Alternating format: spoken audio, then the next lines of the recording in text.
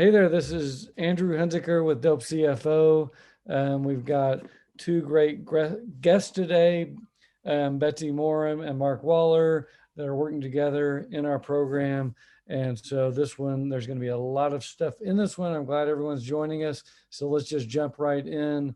I'm going to introduce each of them and let you expand on that. So both of you from Minnesota, I believe the Minneapolis area. Both CPAs as well, both met each other through our program and are now actually working together to serve clients, which is an awesome thing to do.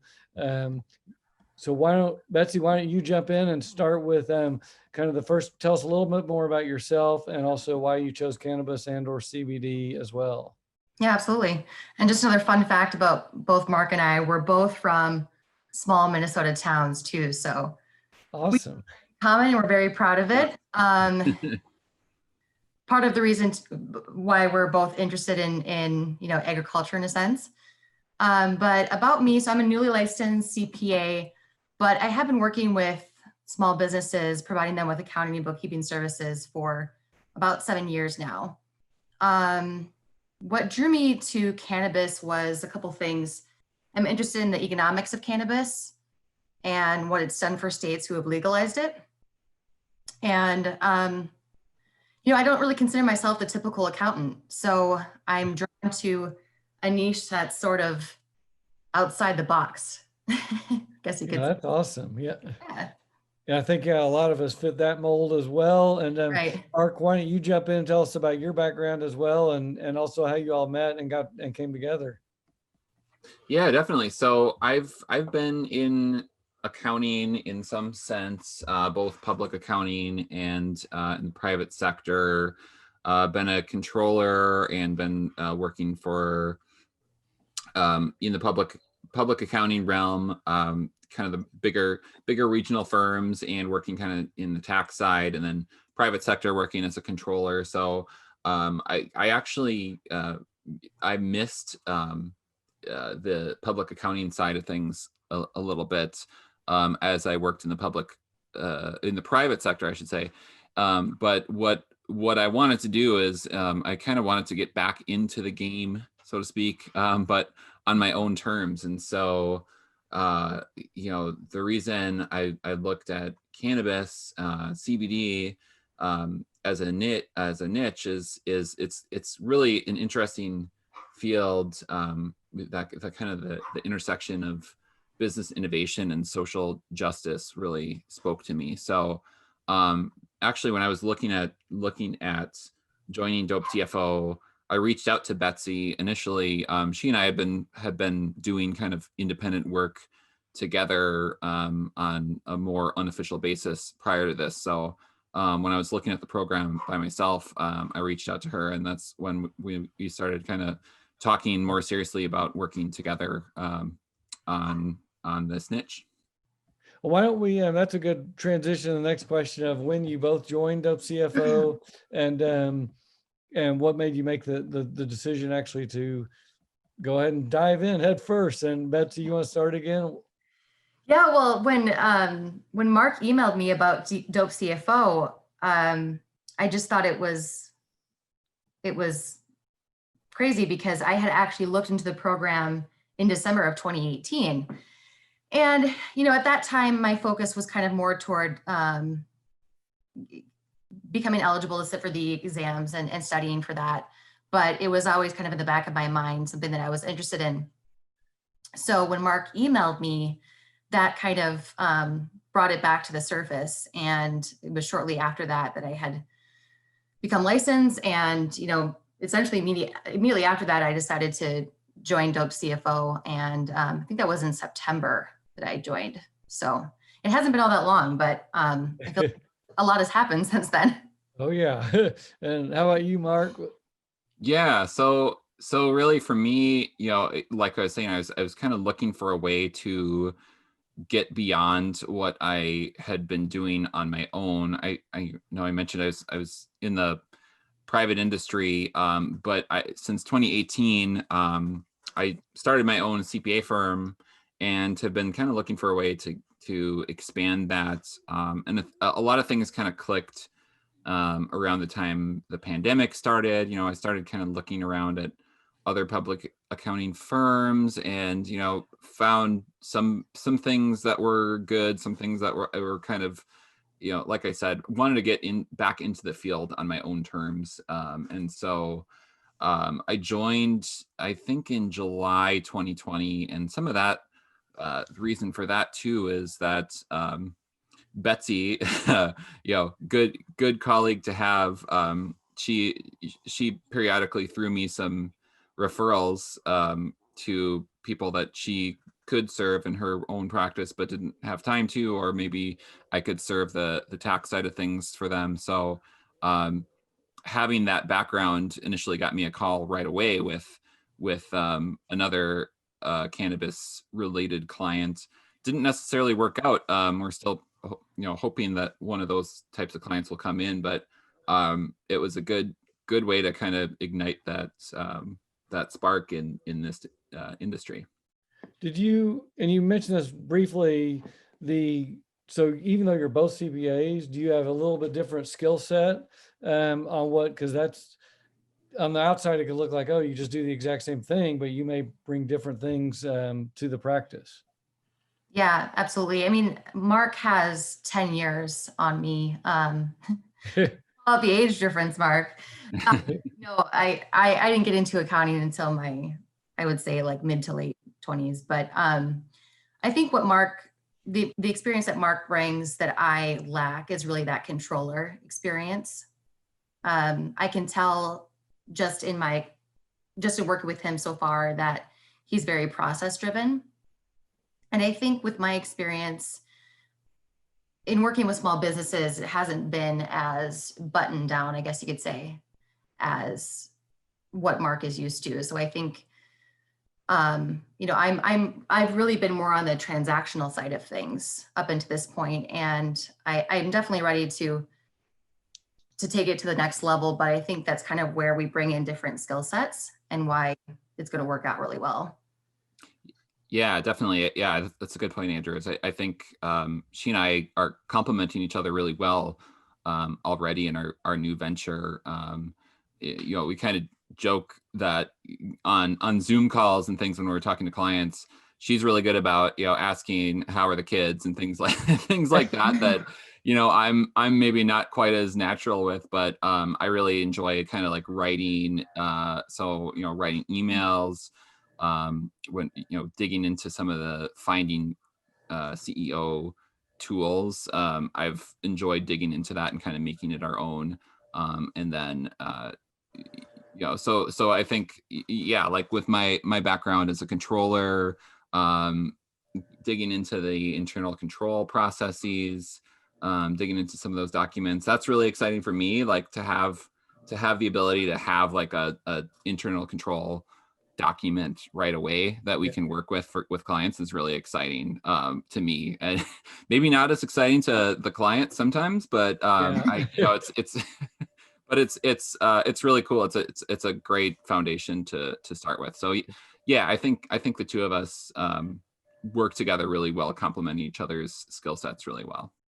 That's great, and that's been a huge kind of side benefit of the program, having people make friendships and work together, including myself, working with people as well. And let's jump into how long did it take you to get your first business owner prospect call? Kind of what steps did you take leading up to that call, and let you both jump in on that one too.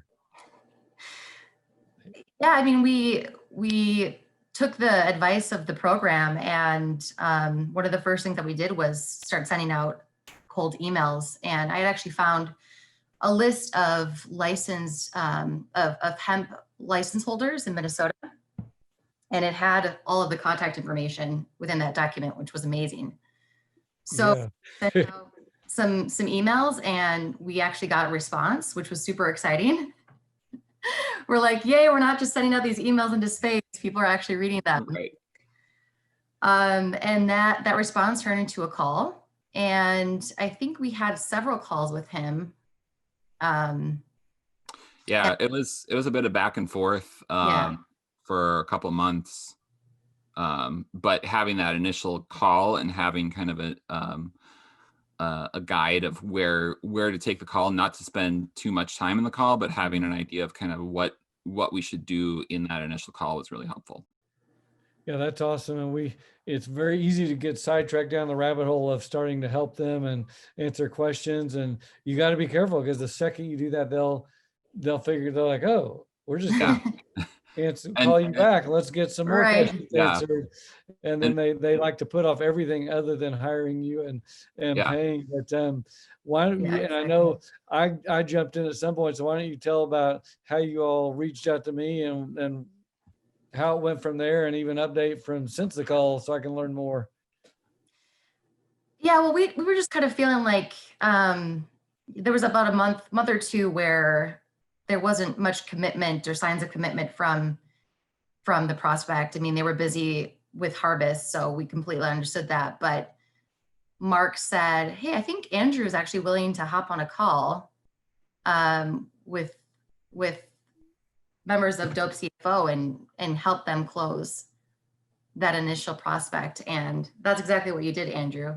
And it was see you hop on the call and just speak so effective, communicate so effectively the complexities of cannabis accounting and the real need for them to hire world-class cannabis accounting. So that was pretty awesome, and it definitely That's did. great.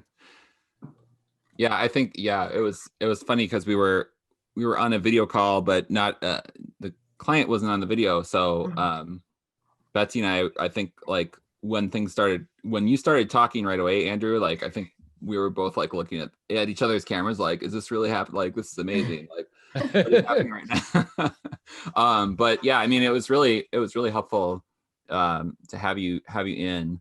I think one of the things, you know, like Betsy said earlier, like we're both Minnesota bred, and Minnesotans, if you don't know, are sometimes not the most aggressive people. But having that mindset of being, you know, a Mercedes accountant, that our time is valuable, that even just like having that mindset that we're not here to be grilled, but we're here to talk about what we provide, which is valuable. That mindset is really really powerful for us, and I think that really helped us along as we negotiated over the course of a couple months to finally secure a contract. Well, that's awesome. And yeah, a lot of things I've been doing this for so long now that even on my own practice side, so many things I say or recommend in the program are almost 180 degrees of what I used to do, including spending these long calls. And just because I'd worked in a big four and corporate as well, and it's so easy when you switch into client service to think, oh, they're your boss and you're the employee, and you just fall into resume mode, and I've got to bring my resume, and here's my resume, and let's answer, and I need to impress you and do free work and all this stuff. And I figured out, oh, wait a minute, we're not like that. We're more like a doctor or a lawyer, that we should just be very confident in what we bring. We can ask questions, find out if we can help them, and say, here's what we do. You know, here's our offer, here's the price, and not in a mean way, say take it or leave it. But we really can't negotiate from there. So that's really good to hear. And I'm so glad, because I think once you do land some of these clients, they start, because this has happened too. Some of these people that are kind of like, oh, I don't quite see the value of accounting and tax, but they start to learn over time. And then they're like, oh, this really is valuable. And then as they're growing, most of these companies are growing quickly, they can start paying you more fees without being so stressed out about it. So let's jump from the call kind of to the creating the offer letter. Did you all kind of follow the system of sending out the offer letter after the call? How you all did that? And what did you feel was easiest about this whole process? Mark, do you want to talk through the process? Yeah, sure. So we really did follow the offer letter process to a T. We had our call, we talked with the client about what we offer, got an idea of what they're up to. And then we just immediately sent the letter. One thing that we did actually, in addition to that, is before we sent the letter, I went to the Facebook group for the Dope CFO group and just asked, gave an idea of kind of what we were looking at. Obviously, we looked at kind of what their revenue was, what we thought would be kind of a fair price, and given kind of the complexities that they told us about on the call, put a pricing offer together. But getting that feedback in real time from other people that were in the program, whether they were in our same boat as, you know, looking for their first client, or quite a few people that have a handful of clients as well, that was really confidence inducing. So it helped us come up with a price that we thought was fair. And initially he came back and He had a bit of sticker shock. Little bit of a sticker shock at first, but that just meant the fact that he came back to us actually gave us confidence that he didn't, you know, that we weren't blown off right away. Gave us confidence that it was, you know, the right thing to do, that we're pursuing the right thing and still want to provide him great value. So yeah. And a couple of points just that you made me think of. So right off the bat, you all are pretty new to the program, but I have updated and added many new things. And so, for example, the pricing checklist and the price quoting tool, I'm pretty happy with that. So of all the over 100 work papers I've added, there's some that I really love that I think are hugely valuable, and others that are less so. But the new price quoting tool really can help you with those questions we ask around the revenues and how many entities, can give us kind of a range of where the price should fall. And it's a pretty big range because we're out there fishing. And I like to think of this fishing concept because it's a little more fun. It's like, okay, instead of just, oh, I'm finding clients, it's miserable. If you're out in the ocean fishing for a whale, you might catch a minnow or a salmon or a shark or a whale, and you can go as faster or as quickly as you want, and you can keep right on fishing. And so if you're super needy looking for the first client, you got to put food on the table, you can take a little bit less. And then on your next one, you're like, okay, well, I've got a client now and I'm doing work. And the next one you can fish for a little bit higher price and just play around with it. And you can get surprised by, oh my gosh, you know, I added 1,500 a month to that quote and they said yes. And the whole idea with some of the new people too, that one single client can change your whole life. I mean, you could end up landing in 5 to 15 grand a month client, and it's like, wow, you know, that can change your life. So it's so even if you land a client that's bad, good on the pricing side, you just keep right on fishing for the one that's better.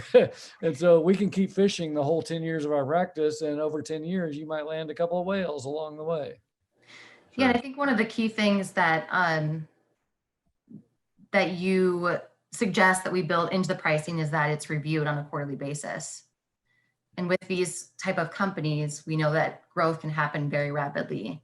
So even though the fee is a little bit less than what we had hoped for, I think that there's a lot of potential in it. And I feel good about the fact that we can review that on a quarterly basis and, you know, make sure that we're that's a great point, because, and so I didn't used to do that either. And I figured out, because what happens is you get these clients, whether they're in cannabis or not, and they start adding new things. And then they just assume, oh, I'm paying you $2,000 a month and you're going to deal with all these new things as they grow. Cannabis, it's just almost a given. They're going to be adding new entities.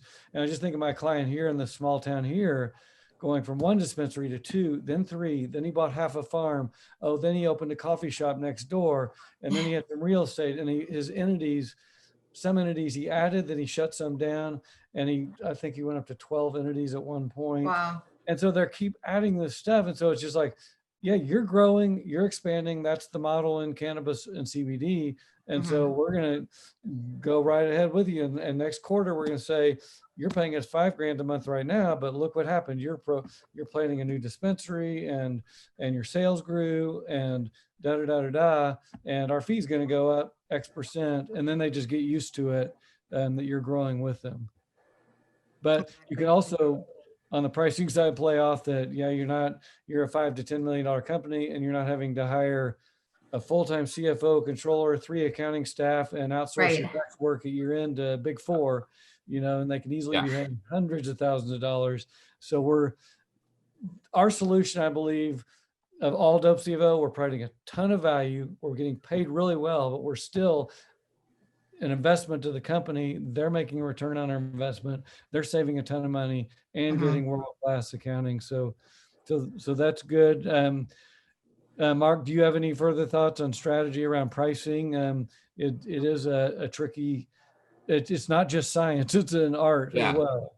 Right. Yeah, I mean, I think two things. One is just having the confidence and the in your skills to say, yes, my time is worth it, and just adding that cost. You obviously want to have some kind of background for why you're charging what you're charging if it comes up as a question, but Yeah. having that mindset that you are worth it is totally totally valuable as CPAs. Because I mean, I think about Betsy, you just finished your CPA exam. Mhm. I got my license 10 years ago. But it's blood, sweat, and tears to be a CPA. I mean, it's 18 months. It's grueling. It's a lot of work.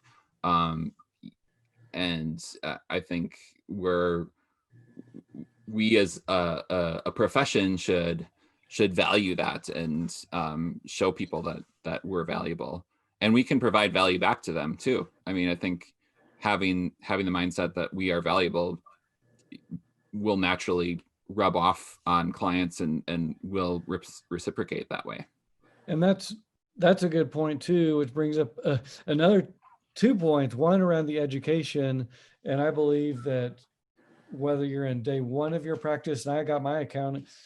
My original degree was in finance. I went back in my late 20s and got my CPA as well. But education is a permanent, whether it's programs, books, podcasts, getting a degree like CPA or enrolled agent or becoming a QuickBooks Pro or whatever it is, that's part of your VIP role. And in my mind, you expand that every day of your career. And so I do the same thing, whether, like right now, I'm not taking any new clients. So my focus is on serving my customers, which are accountants. And so we all have to find clients and serve them well. And so I model that exact same thing. I'm going to be continuing to expand my expertise and knowledge. And if I do that, I can help my current customers in many ways, like I've helped you all as well. But then I'll be able to find more as well. And so we want to all be able to do that on the knowledge side and keep growing that over time as well. Absolutely. One other point I was going to make on the value chain, I've added that tool in there as well recently, and it is to show, because a lot of business owners, they have in their brain that, oh, bookkeeping is a commodity, or there is no value, or there's just no value Just an at all. expense. Yeah. An expense. And Yeah. so I built that, and because in my mind, all business owners want the exact same thing, and it's a few things. It's improved cash flow, lower taxes, world-class accounting, great reporting, peace of mind. They want these key valuable things. And the document explains why they should want these things, each one of them. And oh, by the way, how we provide that value, and especially compared to our competition. I don't think anyone in our program, your competition's even providing a tenth of what we're giving them. And so then they can get it. It's like, we'll spell it out for you. Here's the value we give you. Here's why we charge for it. And then you get to decide, it's just like buying that car. Do you want to buy a Mercedes, or do you want to buy a 10-year-old Ford? You can do either. But our business model is the quality and the high quality product, as opposed to we're not going to compete with the people wanting to get 50 clients paying $300 a month. Which hopefully will make your life easier as well. And I really appreciate that document that describes our value, because I think even though we know we provide a lot of value, can sometimes be difficult to explain that to people. Yeah. Like getting back to that idea of I'm a controller, so I get really excited when somebody tells me about an internal control handbook. But that doesn't necessarily translate to a CEO of a cannabis company. They just want to know, like, am I going to be able to sleep at night? And so Mhm. being able to translate that idea of internal control equals you'll have less compliance issues, which equals you'll be able to sleep at night. Having Yeah, that kind of translation is actually is super helpful. exactly. Speaking less about what we do and more about what we're doing for them. Do you let me go with both of you, and I can start with you again, Betsy. What other advice do you all have for listeners out there? Could be advice for owners or other accountants that want to get into the space. Yeah, my advice would be just step outside the box. I've always known that it's important as an accountant to pick a niche. And I know that can be difficult to do, especially if you're just trying to make a living, because that's kind of what I've been doing the last 7 years, is just sort of taking whatever comes at me. But I think this can be a very profitable niche for accountants. So I would say, but make sure that you have the right community and materials. Because I think that, especially with cannabis accounting, you want to make sure you're doing it right. So join Dope CFO and you'll be good. That's great. Mark, do you have any other advice as well? Yeah, I mean, I think that's the thing too that brought Betsy and I together is we both really like the profession of accounting, but we also are interested in trying something that not everybody is into, or so it's a really fun niche to be involved in right now. It's there's news articles about it every single day. And the community that's built into the program is awesome. I've already a lot of people in the program I've already connected with on LinkedIn and chatted with, and within the Facebook group that we have, has been a lot of really good insights on not just cannabis, but just also other ways of other areas of business that are important. So yeah, I guess for me, getting into the program, it was all about following my instincts. And as time went on, I was kind of thinking, like, this is the right time, place for me. And so it was definitely a good decision to join. Well, thank you very much. And yeah, the community's been awesome. And coming into 2021, I think we're going to have a lot more live events all over the US. I think the industry is literally going to explode this year. So I think people that are positioning themselves in the right way and participating, it's going to be huge. We've got more tools now to bring leads that come to us, get them more quickly out to you through our badge program as well. And so that's going to be good. So I think it's going to be a super exciting year for everybody. We will close with, I'm going to let you all get the last word, and I'll tell people where they can find us. Tell us, make your pitch to where business owners can find you. We're going to obviously put this link up as well, and to your website, how they can, but if they want to quickly find you right this second, and also what some specific, is there any key things that your firm can do specifically? You do have two of you for right off the bat, so that's a good strong selling point as well. But any other value that you can add to these owners? Yeah, they can find us at moremwaller.cpa. We're one of the early adapters to the AICPA's new .cpa domain. So yeah, saw that. yeah, so we have that locked in. Morem and Waller CPAs is our official partnership title. Will be official December 11th. December 11th. We have our partnership together with the state of Minnesota, but the Minnesota Board of Accountancy will hopefully at that meeting they usually don't turn firms down when they have the application, but that's our plan, is that we'll be up and running. Kind of our grand opening date is January 1, 2021.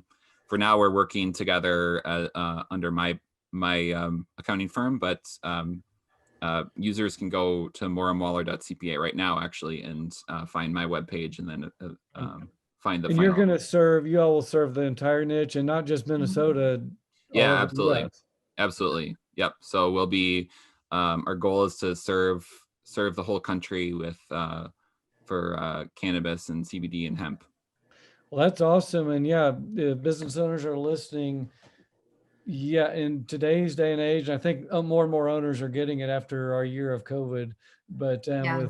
with today's tools and technology, there has never been a better time for accountants to serve remotely. So make sure you get a Dope CFO accountant. If you're an accountant out there looking for tools, come to dopecfo.com. You can also email us, and I'll see it personally if you go to bbe@dopecfo.com.